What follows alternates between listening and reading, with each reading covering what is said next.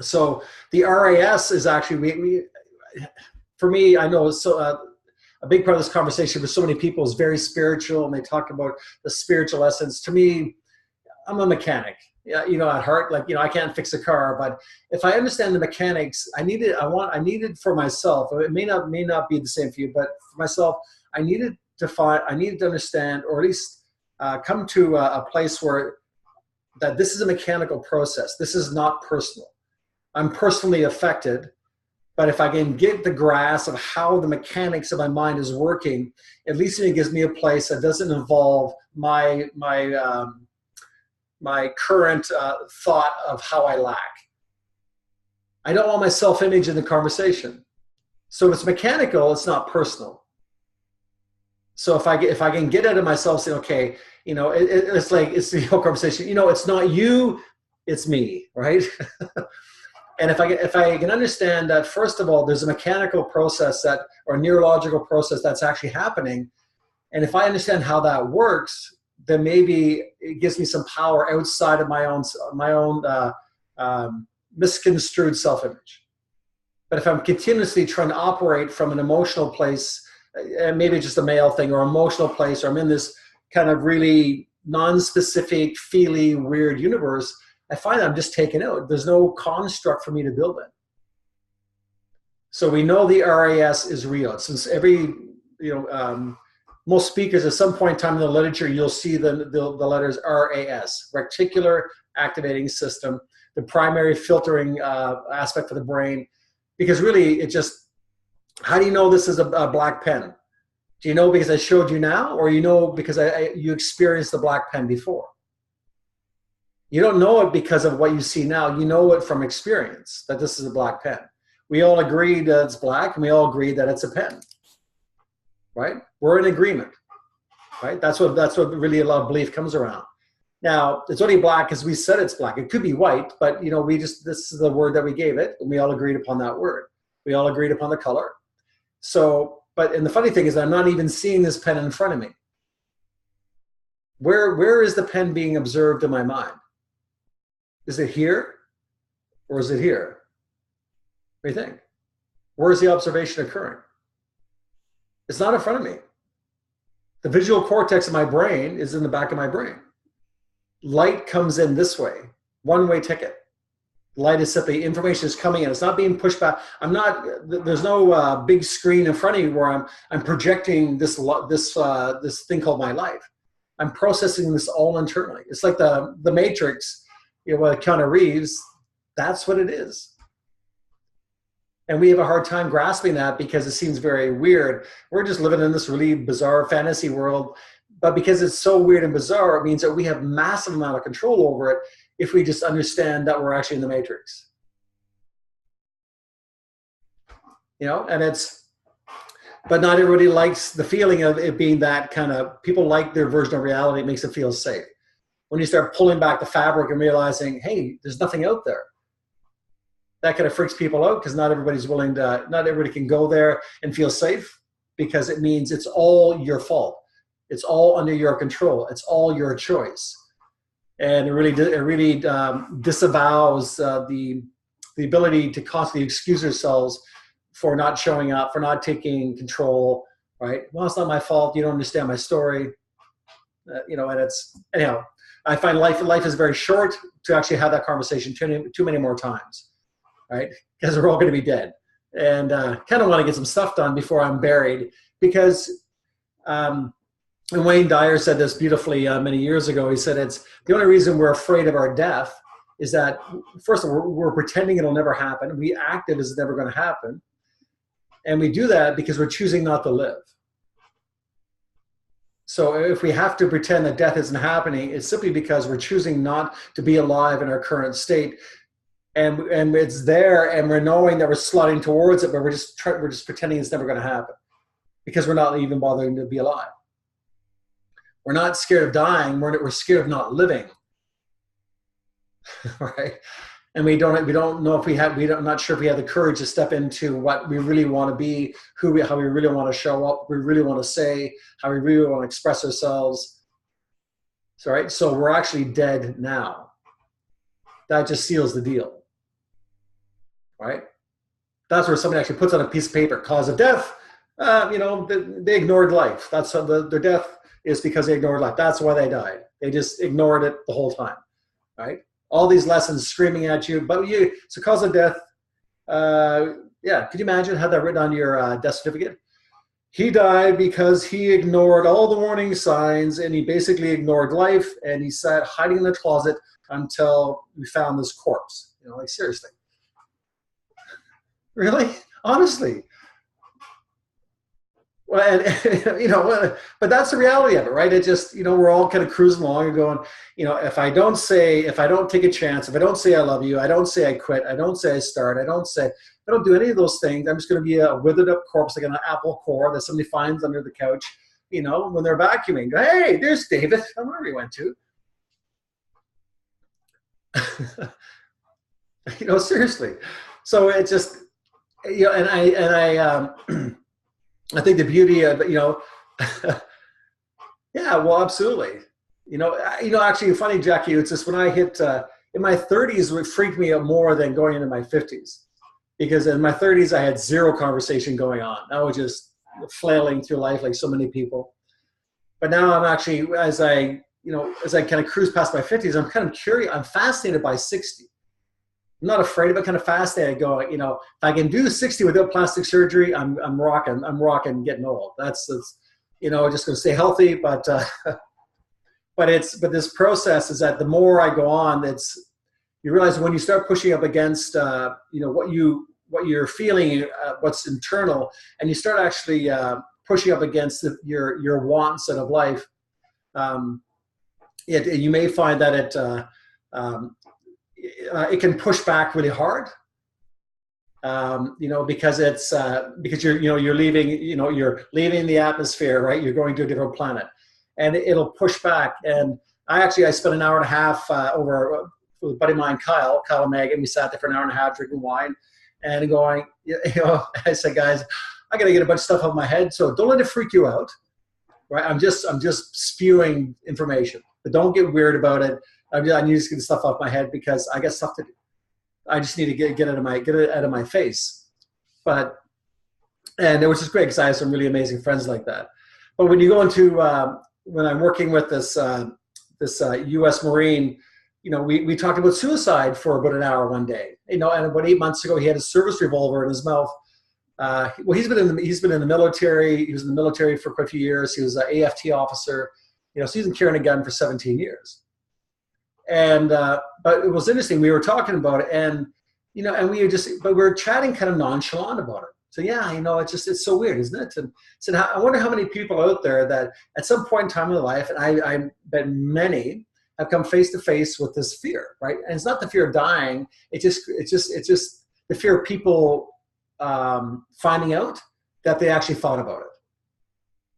I bet over half the population at any given time, if they could honestly say, yeah, of course, I thought about stepping in front of a bus because, insurance money, family be looked after, or I'm freaking done, and I'm just so tired. I'm pushed into my rope, and I wonder, then they shake it off, and that's just a silly thing.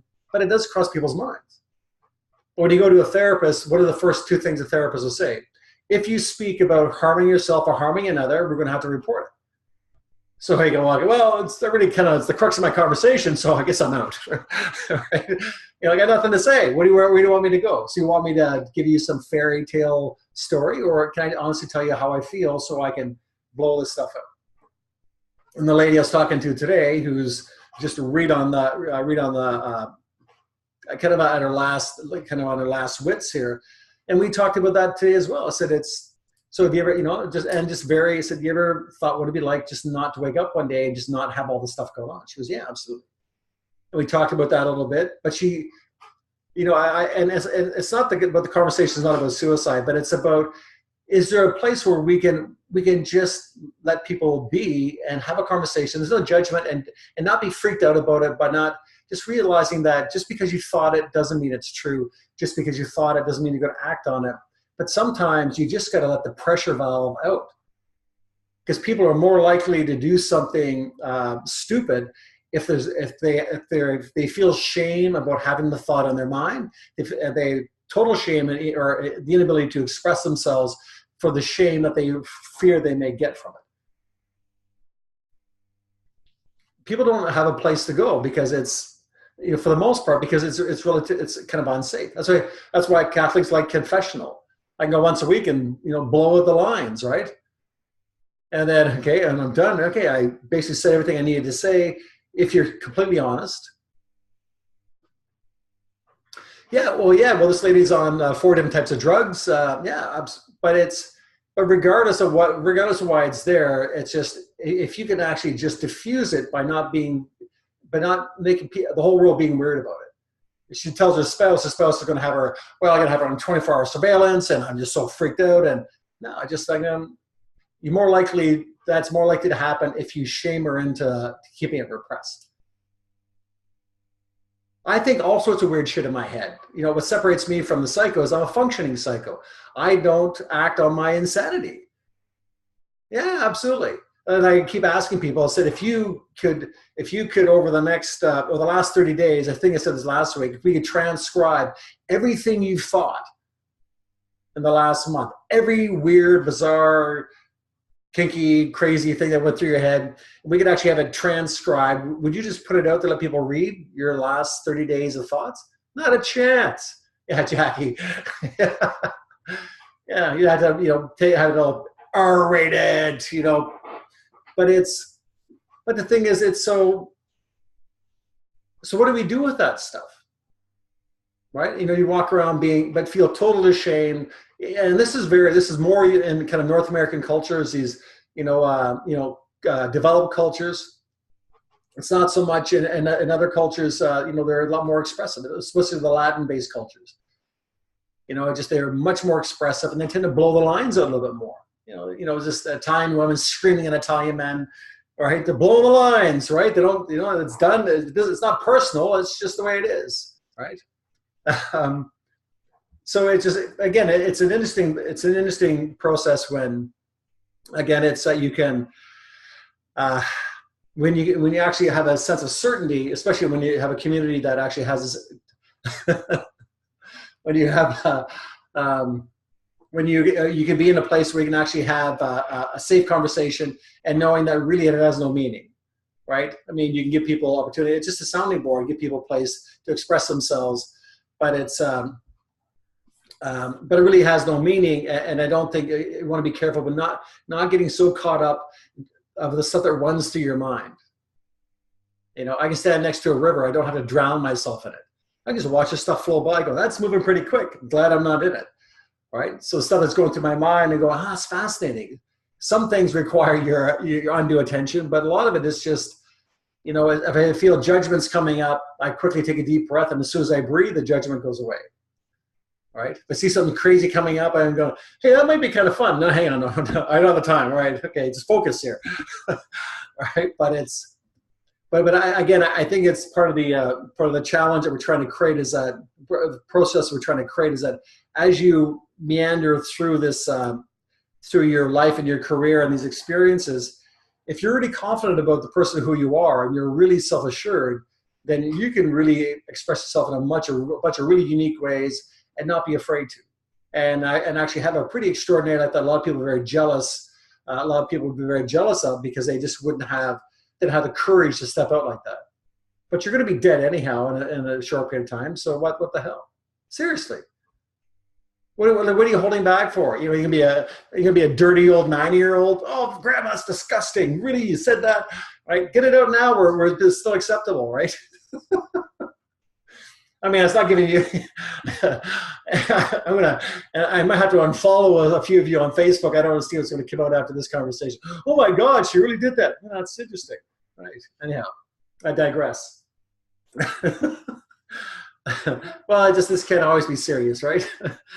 But it's, I kind of left career, and career and finances and things like that towards the end, mainly because it's, I wanted to make sure that we understood all these other pieces, these more deeply intrinsic aspects of our life, and we wanted to be a little more grounded. So the conversation on who we are, the emotional context, the spiritual context, the things that really matter the most, because when they're, aside from our career, which we spend an awful lot of time in, right? The biggest part of our life is stuck in our careers. So we have to, but before we ended in that conversation, I wanted to get all the heart matter stuff down first. There's a saying in kind of corporate America that's saying, leave your personal shit at the door when you come to work, right? Don't bring your baggage into work, which doesn't really work that well because it's who we are. You know, it's not that you want to bring all your problems to work, but you want to bring your whole self to work. And I think about, there's a lady who worked at a cable company here in town. She used to complain about when she went into work, everybody was negative. And it's just work became very oppressive for her. And things were just moving along, and it's customers, you know, when you're working as a call center or help person, you just get barrage of bullshit all the time, right? You get beat on by clients. So I said to her, so we backed out the process away from the career, and I said, well, let's just go back to, you know, the essence of who you are, what you believe for. Who are you outside of the call center? How are you as a mom, as a girlfriend? How are you as a sister and as a daughter? Like, who is this person?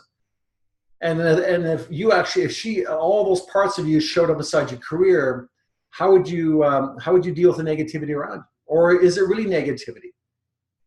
Is it really that bad? Or is it maybe the reason why it feels so stressful is the better part of you was told to stay at the door, and the functional mechanical part of you walked in without a soul, and you weren't prepared to actually do the job because the better part of you wasn't there. So what if you backed all the way up and looked at who you were and all the great parts, the greatest part of who you were and your personality and your sense of caring, and she came up and she was the one sitting on the phone and she was the one talking to her coworkers. Now, what would that look like? How would that feel? How would you respond to people? No, because she was able, we talked about her becoming complete, all of her showing up in the same way she would show up for anybody else in her life. Just because these are strangers doesn't mean they deserve any less, right? So we had an interesting conversation over that, and then probably 4 or 5 days later, she got in contact back with me again, and she was astonished how fast the energy around her changed, how just almost instantaneously her coworkers, how they showed up was different. The people on the phone, but the thing is, it wasn't them. It was it's her. She came in as a bit of a black hole, vacant, reactive, right? Unstable. The better part of her wasn't even there. When she showed up as who she truly was, as a whole human being, she was empathetic, she was polite, her energy was easy. People talking on the phone, energy is still being, how do you think we talk on a phone? Energy gets pushed through a phone. People can feel it. People can hear it. So how when she centered herself and showed up as she really was, the world actually greeted her differently. So she didn't have to change the assholes on the phone. She didn't have to change the dick next to her and the moron over here. She had to show up as who she really was. And the world in turn actually treated her much more kindly. So it's an interesting thing when you look at, if you back up from career and say, well, if I'm a contributor, I want to contribute to the world. So a career is an extraordinary way to contribute. Extraordinary way to contribute to the world around you. And I back up even further, I think about relationships. Well, how many of my relationships are based around my career? 90% of them. Everybody I've met, my best friends in the world, all connected to my career. Right? So my career is actually, that's where my family is. What I consider the bulk of my family is inside my career. My career not only does it, pay for my house and pays for my life, but it also gives my life tremendous amount of meaning. And the meaning is consistent when I look back at my conversation around wellness or spirituality or family. The meaning of my career, it's just the same thing. How I would reach out and how I would empathize with a family member is no different than when I find in my career. I show up and I would give them, it wouldn't be the same amount of time, obviously, maybe not the same degree of intimacy for sure, but the heart that I showed up with, the intention I showed up with would be no different. Because I think one of the schizophrenic things that we run into where life costs us the most is that people say, I wear all these different hats. So what does that mean when you wear all these different hats? Does that mean that you have to become somebody different each and every time? That your personality changes, your values change, your moral compass is different, right? Do you lose yourself being all these different people? If you think all these things are separate, what must your brain do with that information? It must create separate identities for each of the hats that you wear. So how many hats do you wear? Well, I got to be the bitch at work because that's the environment. So I got to wear that hat, right? Over here, I have to be the subservient employee because, well, that's the hat I have to wear here because, you got to get along here. Can't create any waves, right? I got the mom hat, but the mom hat has a few pieces to it, right? And I have the spouse hat or the girlfriend hat or the sister hat and all these different pieces that they're really kind of fragmented that really don't necessarily seem to fit together very well. But if you could sit back and if you looked at wellness and spirituality and family and relationships and contribution, and then looked through all those lenses into your career, would that look any different? Because ideally, my career should enhance my relationship with my children. Not the opposite, which quite often is what it does, right? Career generally takes us away from our families. It doesn't actually build up the family, build up the family trust. Our career often takes us away from our wellness, doesn't actually look to improve it. A career generally will quite often take us away from a sense of spirituality because you don't have those kind of conversations in the workplace, right? It removes us from that rather than take us closer to it. Because when we think about it, it's generally a one-dimensional conversation. So when people go into career, so think about it, let's say as a parent or in the start of your career, you start working and then all of a sudden you start to have a family. So you have a career here, and then you're there because you need the money because you have family here. So career and finances become linked together, and we do it for a very noble reason because we got people that demand to be fed. Go figure. Right? They want a house over their head. They want food on the table. So it's a very noble cause. But when we move towards a career and towards making money to support our life, we inadvertently, for the most part, we move away from everything else. And we don't realize we're doing it. So all of a sudden, many years later, we realize that we have a whole bunch of people that we're blood related to, that we have very little connection to. We're more connected to the people that we work with, less connected to the people that we actually started the whole relationship thing with, and then we find ourselves a bit of an emotional impasse. And it's the most common thing in the world, because again we tend to segregate how we think. But if I'm looking on my I am board, if I'm looking at the pieces and I'm looking at career, and I say, well, is my career supportive of my spirituality, my health, my family, my relationships, my sense of contribution? Does it support any of those? Is it in alignment with any of those?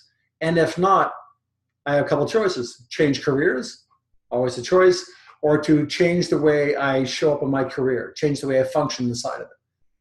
And it doesn't really mean doing a whole lot different. It's just the paradigm shift. All of a sudden, you're going to come into work and people are going, what, Mark, what is your deal? Like, you're just a basket case. I don't know how to get you anymore. You're this weird, you got ear piercings, you got a pink shit down your head. Like, I don't understand. You don't have to be weird, but you can show up in a whole different energy because all these other pieces have grounded you. And I think going to a career, I believe you're so much more expansive. Actually, relate to that very, very specifically. There was a period in the current employer where I went away for 6 months on a secondment and then came back to my previous role. And the role was in a management role where I had, 30 staff or something. And in the meantime, I'd done a piece of work, and without naming it, it was some serious personal development stuff. And in that space, I learned some techniques about how to be a certain way of my choosing, rather than one that I thought I needed to be. Anyway, so arriving back into my old role, interacting with people who I used to interact with on a daily basis, they noticed a significant difference in how I showed up, to the point where they said, Mark, whatever you did while you were away, I don't know what it was, but keep doing what you're doing, because it's really great, you know. So that's exactly what happened in this case. Like you talked about, it wasn't necessarily about the job I was doing, the actual transactional side of the work. It was who I was being in that role made all the difference, not just to them, but also to me. Yeah. Right.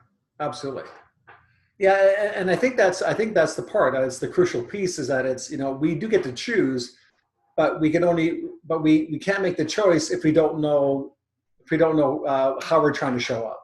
If we've never made the declaration of, this is who I am and this is how I want to show up in my life. This is what I profess to be. Like I keep saying, be a Catholic, be a Jew, but we actually have to decide.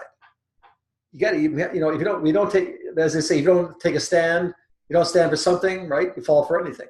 So you become this wishy-washy human being that's so unpredictable, mainly to yourself. You know, you can martyr yourself to everybody else and bend over backwards, and you can bleed enough different ways to please the world around you. But if it's not congruent inside of you, I think that's the self-exploration, which is the basis of this entire conversation for the last several weeks, is who the hell are you? Like, you know, who do you profess to be? How you want to show up? What are your values? What are your character strengths? You know, decide. Pick a philosophy. Pick an ideology. But you actually have to take a stand. You really got to take a stand. And it's and how you show up. I think it's, you know, life becomes less heavy when you're not trying to go in all these different directions simultaneously. Life becomes less confusing. And I don't really care if I'm unpredictable to the world around me. I need to be predictable to myself. I need to trust me. I need to trust that I can handle anything coming up and not have a whole bunch of various parts of my personality kind of pulling me all over the place. So like Diane, with your business, right? So can you see your business, you look at your career, but can you back all the way up and look through all those lenses and see where it supports or where it doesn't support your ideology, what you say you believe in, right? Can you get in your career hat and then forget everybody else exists? Or there's such a beautiful buffer inside your mind where you can see where all these pieces are constantly dancing with each other. And there's the ability to buffer the tendency to extend ourselves in one part of our life. There's a little bit of an alarm going off in your head saying, you know, okay, it's like learning how to say no. Why do we learn how to say no? Why, even though there might be good money in it? Why? Because it's actually going to negatively impact these other parts of my life.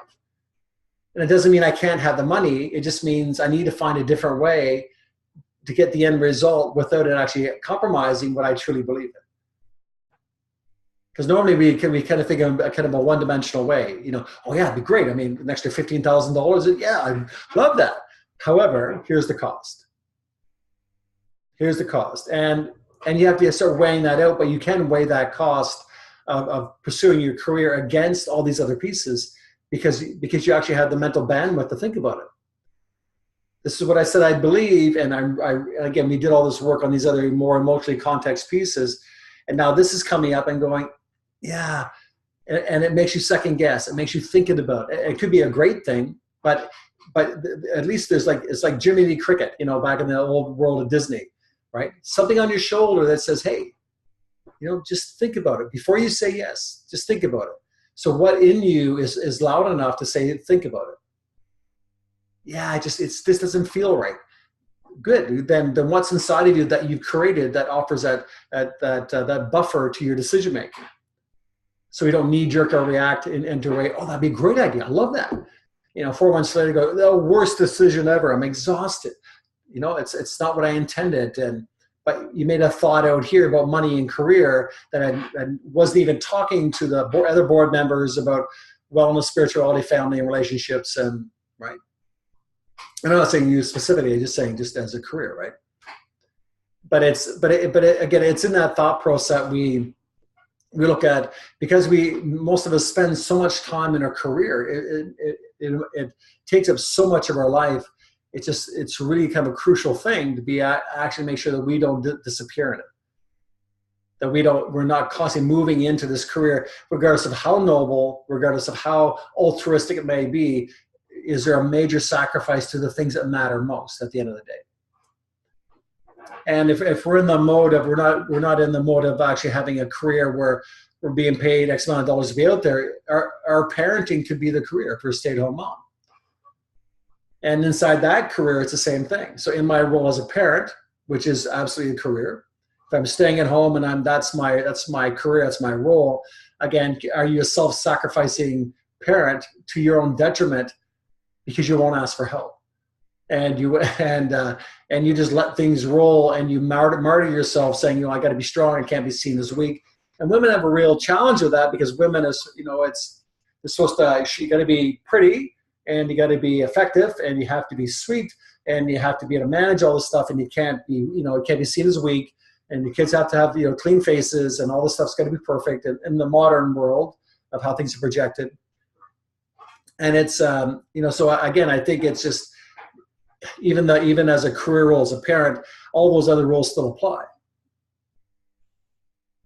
In the way that your family is being laid out to you, is there a cost to your wellness? If there is, can you ask for help? In your role as a parent, is there a cost to your spirituality? Or spirituality would spirituality be the biggest foundational bonus to you actually navigating your way through life as a parent?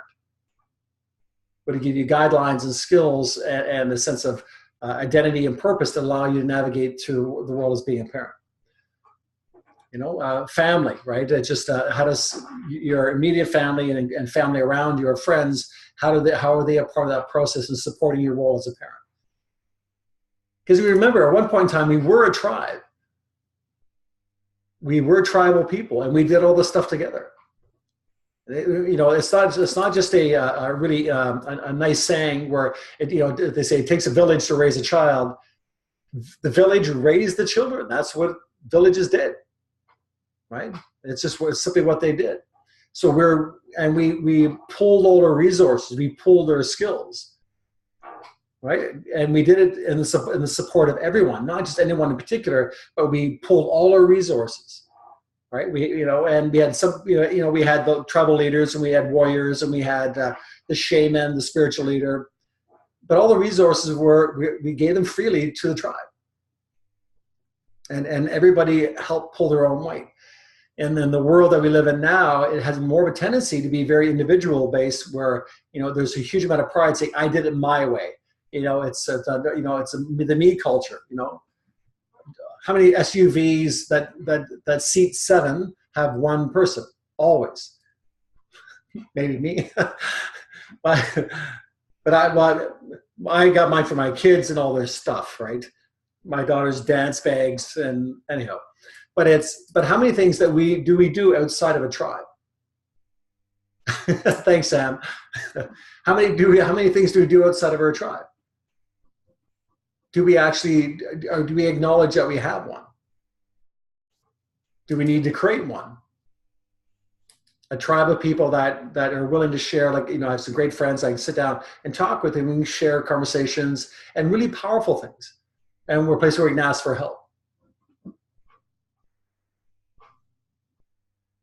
But I Zoom call with friends in Australia, right?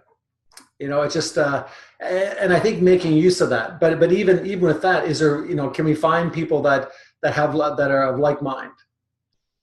Take the risk in going and developing new relationships with people in the world around us, and because people are hungry for conversation, especially deep conversation, right? Maybe you can start off kind of light with a bachelor, and then you work your way into something a bit more esoteric, right?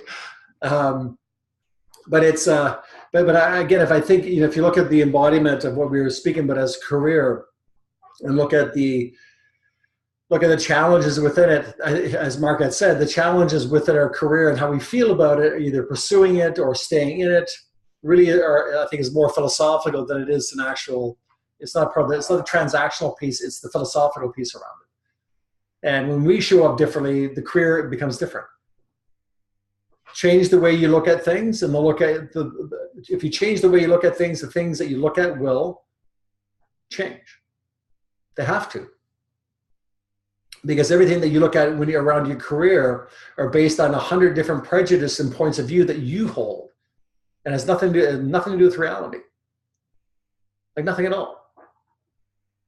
Because remember, everything that you experience within your place of work comes at you, and it's coming at you, and you're taking the information and you're assigning it, like this black pen, you're assigning it to something that you already believe to be true. So your insecurities, your prejudice, your opinions, your point of view are filtering everything you're hearing, everything you're seeing, and then and you give it meaning. And all that meaning is subjective, and it's not necessarily true. So I guess the 2 points we look at when we think about career is that whether we're a parent or whether we're in business, is that is the pursuit and the continuation of that energy into that space. If you look backwards, is there compromise to any other part of our life? Is it a detriment to any other part of our life? Is it possible that if we put career at the end of the road, and we start walking through wellness and spirituality and family and relationship and contribution, and then from that space we look at career, will we find something completely different? We'll find something completely unique and something in the same career that we're involved in. See something completely different. And of course, the short answer is you should. You should absolutely see something different. The other thing, when you look at career, and one of the challenges that people have saying it's just, I had this career, but I'm unable to spend as much time with my family as I like because I spend more time in my career. I spend 70% of my time, more or less, in my career, and 30% of the time with my kids because they're in school, they're in dance, right? So can I balance my career and the rest of my life? Is that possible, do you think? It's a bit of a trick question. Is there a balance? How many hours do you spend at work? Yeah. I mean, I just said 70-30 for me, right? But do I use balance or do I use harmony? Because if I'm the same person I am at work, when I see my kids, I'm not exhausted, I'm not burnt out, I'm not trying to wear these different hats. If work actually lifts me up and gives me a great sense of purpose and it fills me up and it feeds into my wellness and my spirituality and my relationships, and it actually just grows me more. When I have an hour or 2 hours with my kids, how much more are they going to get of me because I'm that way? But if I section off a bit of time for them, right? So okay, put the dad hat on, and my career is talking to me saying, "Hey, dude, you got shit to do. You need to be over here." And I give them my physical presence. I don't give them my heart. I don't give them my mind. I'm not really there. It's like, how many parents do you see pushing their kid on a swing? They're on their phone. Or moms. This is the worst one. Moms walking the baby in a stroller, phone and a coffee. She doesn't know the kid's in the stroller anymore. She hasn't seen it in the last 30 minutes. So when you look at harmony, I want to make sure that the same space I am in my career was also really the same space, the same thing I gave to my kids. Because you can treat your family like shit, but you'll never treat your clients like shit because they'll leave you. And that'll cost you. You won't do that to your fellow employees. You won't do that to your employer, but you'll damn sure do that to your family. Right? And everybody's guilty of it on some level at some point. So the whole beautiful thing about career is that if I look at that piece there, I can also look backwards and make sure the way I'm treating them is the same way I'm treating my family. If I give my people at work or the people that work for me the same amount of respect, it's got to flow both ways. And you see that dichotomy that this career thing, we feel like it's taking away from our family, or my career actually enhances my relationship with my children. And they get a much better version of me showing up because I'm not burned out because I don't hate my work. Because I made sure there's congruency all the way through and the things that I do. So it's an interesting piece, right? I mean, and we all know that we often treat our clients better than we treat our family.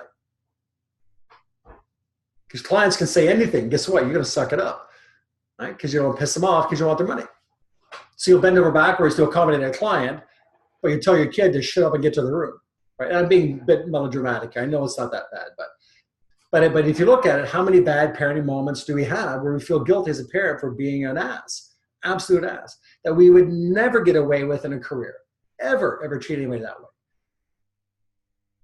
right? And then we feel guilty because we're so incongruent. So again, part of this piece is that, can I show up more authentically in my career, and can I show up more powerfully as a parent or in my family? Right? Because I got these two things on opposite sides of the spectrum, right? This takes up so much time, this takes up, and these are the two relationships that I'm running. Either they're corresponding relationships or they're really all one and the same. I don't want them to run parallel. I want to be the same person in all of it. Right? Show up with the same energy. You use it differently for sure.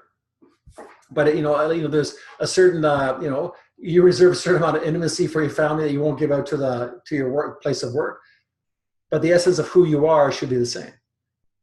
And work should fulfill you. Right? Work should fulfill you. Career should fulfill you. And again, like I said, if you look backwards from career, look through the lens of your career, look back and towards all these other pieces, do they connect? Do they support each other? And sometimes, like I said, it's not a physical shift, but it's a philosophical shift to see how all these pieces kind of pull together. And sometimes it might mean making a transitional shift out of a career that just does not serve you, that we were historically too afraid to leave, but now we have so much evidence that it's simply the wrong one. Right? Like my U.S. Marine buddy, he's we spoke today, and because we worked together for so much, just talking about all these tests he's doing on himself, and he wants to help people. So he's retiring. He's taking a medical retirement leave from the AFT in the U.S., and he's going to become a consultant with Isagenix, giving up his gun because we've been speaking for 3 months. And but the career, it's not a career, it's a calling. And we had such a great conversation. His wife sent me a message one day and said, I'm the only person he's been able to talk to because nobody else gets it. And it's been, I've been like this little godsend for them. But it's just a guy that's struggling, and I'm willing, and we have an honest conversation, and I really give a shit about this guy, and I don't know if I'm at him. But a 36-year-old, ex-military police officer, that 8 months ago wanted to blow the back of his head off because he's struggling, and just being empathetic in the conversation and just trying to help this guy out. It wasn't a business transaction, but walking away from that conversation, how do you think I'm going to be with my kids? And then what am I going to tell my kids? You need to help people. You need to make a big part of your career. And it's a conversation I've had with my son numerous times. I said, sorry, dude, you're born into this family, and a big part of your life will be in contribution. You must find a way to contribute. So my career looks backwards, and all my career does is actually blow my family up into something extraordinary. When I look from the opposite side, looking straight through the relationship that I have with my kids, what I want for them, the world I want to leave them behind, really drives my career. All these pieces are really working to form themselves a really extraordinary, congruent foundation of living. So when you look at the IM pieces around the board, again, the objective is to make sure that they all fit. They're all one and the same. The same energy is driving them. They all empower each other. And and sometimes there's a bit of dichotomy, and you'll find that sometimes you're being pulled to one side. But very quickly, you can sit down when you feel like you're way out in left field. You sit down, objectively recenter yourself, and bring those pieces back in alignment. And how we do that again? Remember the trick, right? Decide the IM piece is here, and if career is here, and you start moving the career token far away, say, well, how far are you away from making these things fit? If this is the ideal scenario, move the token away, move it away. How far away do you believe you are from reaching your goal? And it's a visual aspect. Well, if I'm that far away, what are the obstacles in between? How many are there? How many obstacles are between where you are and where you want to be? And remember, and the question is, how many, not what are they? That's a different question. What are they takes you into a story. Well, it's just talking to Frank, and Frank's kid's got leukemia, and then this and that, and okay, this it doesn't matter. I mean, the important piece that we want to make this more mechanical as possible, just to set the structure of it. This is where I am. This is where I believe I am. This is where I believe how far I'm away from seeing that goal. In the space between where I wish to be and where I think I am, there's a series of obstacles. How many obstacles do I perceive in my mind? If I ask my subconscious, how many obstacles are between where I am and where I want to be? I don't know, maybe 6. Good. If there's 6, how far back does the earliest obstacle go? So when in history did it show up? 1975, 1982. How far back does the earliest obstacle go? And so this lady today said when she was 13. Okay, good. So the memory surrounding 13, if you remember it, just observe it. Do you see it as a visual image? Something you feel or something you're hearing? What is the most dominant part of the memory? It's a VAK model, visual, auditory, kinesthetic. I don't care what the story is. Not really interested in the story. I'm interested in how you remember. Okay, well, for her it's more visual, okay? And the visual piece, is it color or black and white? It was black and white. Is the image close to you or far away? Pretty close. The feeling good or bad? Pretty bad. Where do you feel it? I feel it really in my belly. Not once did I ask her what it is. Because if I did, what she's going to have to do? Slide into the story and become fully associated to the emotions of a 13-year-old. Really hard to talk to a grown woman who's got the emotional maturity of a 13-year-old girl. Conversation rarely goes anywhere, right?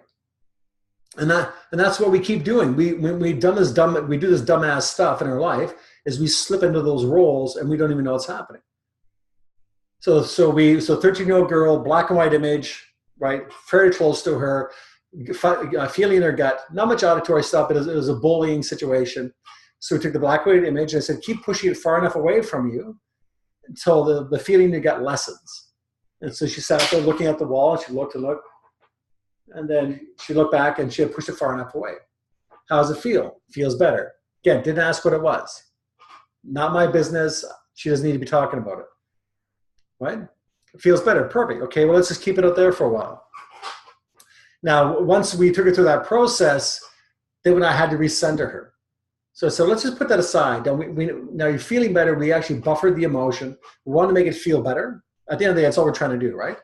That's why we use drugs. That's why we make money. It's why we have sex. It's why we do anything, because we just want to feel better. We don't want to feel bad. We want to feel better.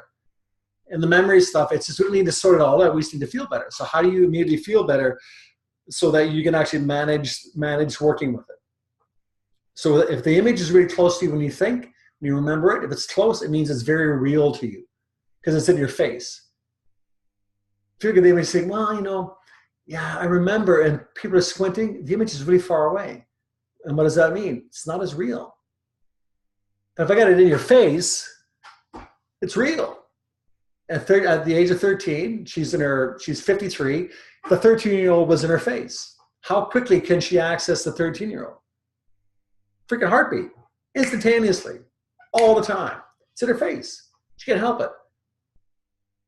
It's always there, right? So we had to get it out of again, don't care what it is. It's not important, right? Because that story it's a story. So it's far enough away and it's way out there. You start to feel better. And okay, so from that place, we said, well, I took her and said, where do you love to go in the world? Like, where's your favorite place to holiday? And the reason why I did that, asking her a different question, is that she was going from visual recall, right? She was thinking about something that had happened. And then I wanted to go a little bit more to a creative part. I wanted to leave that part of her brain and go to a completely different part of her brain, right? Leave that room, go to a different room, leave that room alone for now. Out here, and there's beach, and how does it feel? Oh, this beautiful space and warm wind, the sound of palm fronds rustling in the wind is the best sound in the world, I gotta say. That with a nice glass of tequila in your hand, it's the best experience ever, right? So she was there. I got her settled in this beautiful space, away from the 13-year-old in a completely different room. And then I kept her there. I said, can we go back and can we get you back into your grounding? So courage and empathy were the grounding emotions in the places that she had evidence in her history that she was that person. So she's in the tropics, grounded. And I said, can you look over at that 13-year-old way out there? Now we're going to walk up to her. And I drew a timeline on the board. I said, we're going to walk up to her, but we're going to stay on the outside of it. And we're going to kind of walking up. You're like a ghost of Christmas past. And you're going to walk up. And as you come up, you're going to go right up to the image that you see of what's happening to the 13-year-old. How does it feel now, though, that you pushed it so far away and you're in this space? She goes, doesn't really feel like anything. I can observe it, but there's no reaction to it. It's kind of what we want. So what she did is that I said, it's because we talked about the wind over here, the warm wind and the feeling of the warm wind. When a child comes in from the winter and his hands are cold, what does the mother do? Grab his hands and do what? Right? Get warm breath on the hands. So what if you just thought about that courage and empathy and you just breathe that, you kind of like a warm wind and you're kind of blowing that on that image. And that 13-year-old could actually feel that courage and empathy that did not exist at the time she was being bullied. And you could give her that experience and just let her feel that she actually somebody's got her back. She spent a little bit of time doing that, and it goes, well, so what is it changing? Yeah, it's changing. What's happening in front of her is beginning to shift. As she continued to breathe, I kept on with a metaphor, and I said, now imagine if that image that you see was actually like a sand sculpture, and your breath was just a wind that slowly eroded away a little bit at a time, So your courage and empathy would actually erode and erase anything that actually, any evil, any wrong that was done at that time. So he's kept on with the story, kept on with this really interesting metaphor, and then it was done. Most things in life are kind of taught by stories, right? So most great teachers always teach by stories. Most of the devastating things that we do to ourselves are done by stories, and we have to be better storytellers. We're writing our story, or should be, right? So, but it just, what's coming, what's the ink in your pen? What are you writing with? What is the message of your story? What is the message of your life? How's it showing up? And it's, and I think it's just the ability to go back and really meditate and be so repetitious on this whole idea of this is who I am, this is how I'm trying to show up, these are the values I'm trying to emulate, these are the people in the world I'm trying to model. It could be Gandhi, Tony Robbins, Mark Victor Hansen, it could be anybody you want. But if you're so conscious about that, do you know how many times it takes to lay down a full neural track in the mind? 10,000 repetitions. If you're not serious about making a change, it'll be obvious. If you're serious, know that 10,000 is the number. You've heard the 10,000 hours thing, right? Somebody asked me, she was over here last night. She goes, like, where does all this stuff come from? 25 years of reading. I'm bound to pick up a few points along the way. I think there's 10,000 hours in there. Freaking rights. And I said, it's not that I'm smart. It's just, and Einstein said, I'm not really all that brilliant. I just stay with a problem longer. That's all it is. So understand that the stuff we're creating, it's all good and fine. Sounds kind of fun, and we can nod in agreement. Yes, good point. Means absolutely nothing if you don't put the time in. Nothing at all. And it's just, and as soon as you try, your brain's going to go, hey, check that out. You start popping up screens on your computer. You flip through doing scrolling and watching all the funny videos on Facebook. I still have to at times force myself to sit out at my desk, take my book and my notebook, and I sit down and I highlight in my books the points that I'm interested in, and then I write the points. I write the points that I highlighted in my book. So I'm reading Conversations with God by Neale Donald Walsch. And I read the book completely. Now I'm going back and reading it a second time. And I'm taking notes of everything I highlighted in pen or a highlighter, I'm actually taking notes on. So I read it once. Now I'm reading it twice. I'm reading it. I'm seeing it. right? I'm writing it, another mechanical action. So how many repetitions is occurring because I read it once, read it again. When I have to write, I have to take this, transpose it in here, put it back into my pen, and I'm seeing as I'm writing it. So I'm actually, I'm kind of quadrupling the duplication of the material simply by the act of writing down the notes. What's the likelihood of me actually remembering what I'd written? Pretty high, because I patterned it over and over again.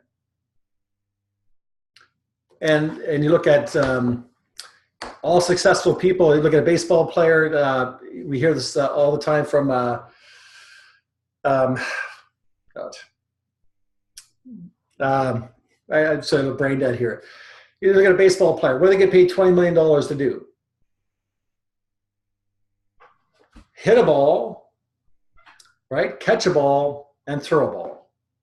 And what do they do at spring camp, training camp? Drills. Throw a ball, hit a ball, catch a ball. Throw a ball, hit a ball, catch a ball. Throw a ball. That's all they do. It's repetitious. They get paid millions and millions of dollars. Tennis players play tennis, forehand, backhand, overhand, maybe a top spin, over and over and over and over, and we glorify them. AC/DC only knows 4 chords, right? Made millions of dollars, right? Right? It just, the challenge with all this stuff is that we're too scattered and we're not deciding on who we are and what we're going to do. And we lack the repetition. Factor 3, right? How much better are we at it now that we've done it a few times? Right? It's repetition.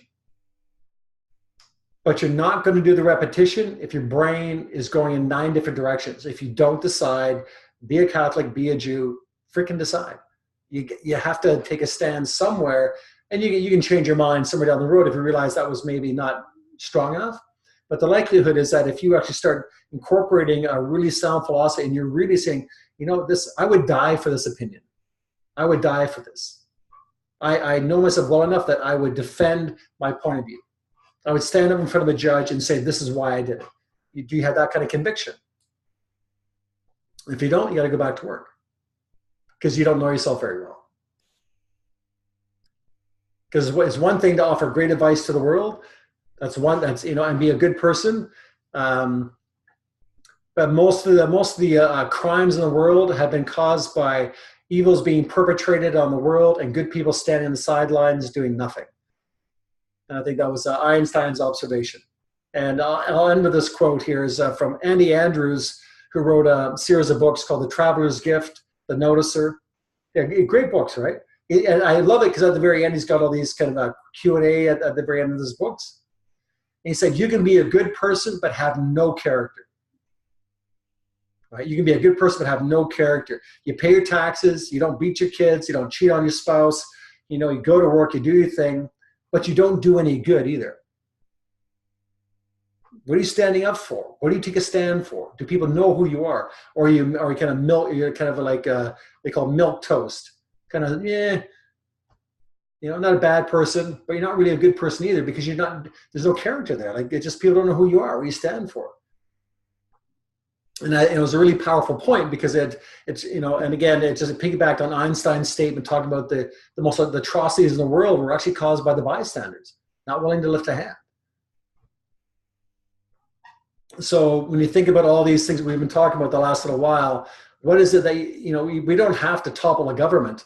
It doesn't have to be quite that extreme.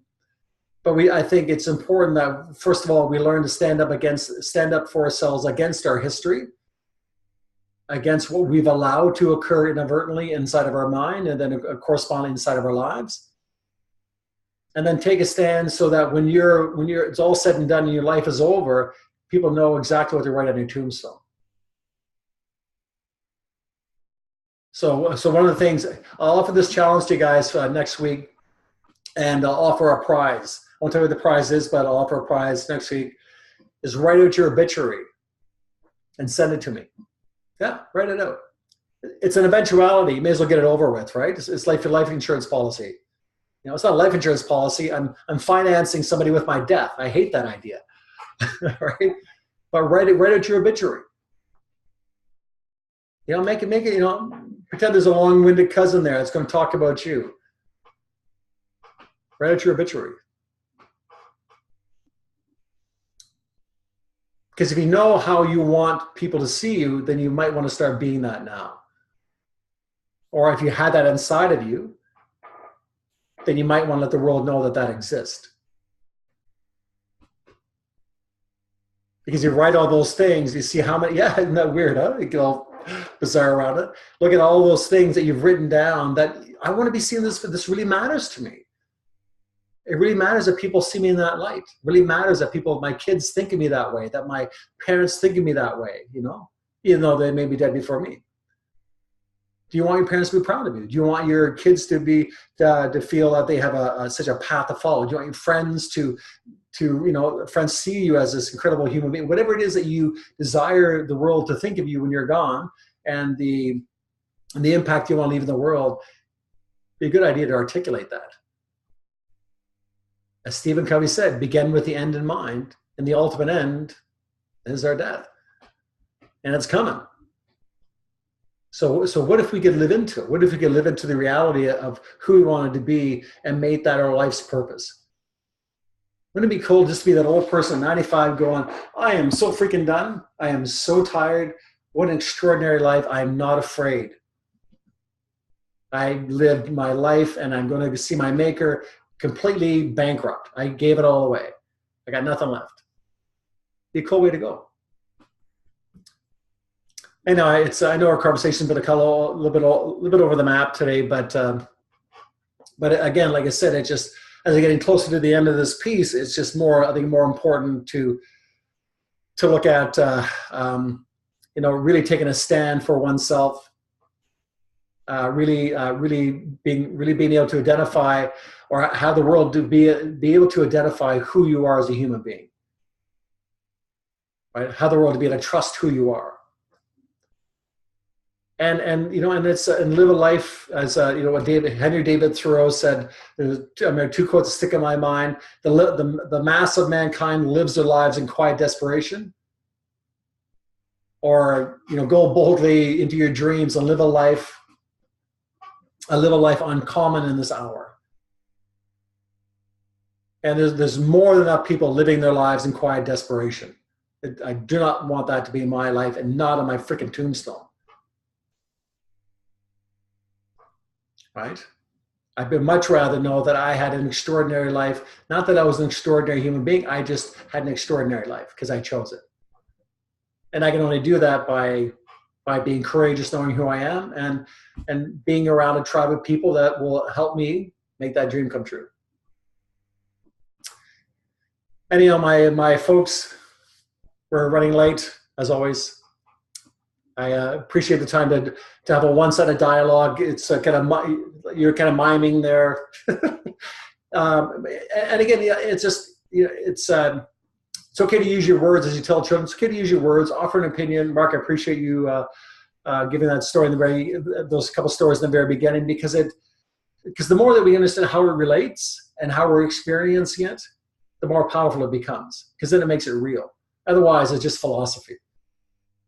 So please don't be afraid to share, because what you have to share, what I might say might not land on somebody else, or you might say might actually be exactly what they need to hear. Right? I'm just a facilitator. So, okay, folks, have an incredible night, and I look forward to seeing your obituaries.